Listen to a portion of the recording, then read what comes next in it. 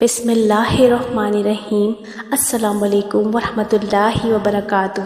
میرے نبی پاک صلی اللہ تعالیٰ علیہ وآلہ وسلم نے ارشاد فرمایا، اللہ پاک میری امت میں سے 10 طرح کے افراد پر قیامت کے دن اظہار ناراضگی فرمائے گا اور ان کو جہنم میں ڈال دینے کا حکم فرمائے گا، اور ان کے جو چہرے ہوں گے وہ بغیر گوشت کے ہوں گے۔ عرض کیا، یا رسول اللہ صلی اللہ تعالیٰ علیہ وآلہ وسلم، وہ کون سے 10 لوگ ہوں گے؟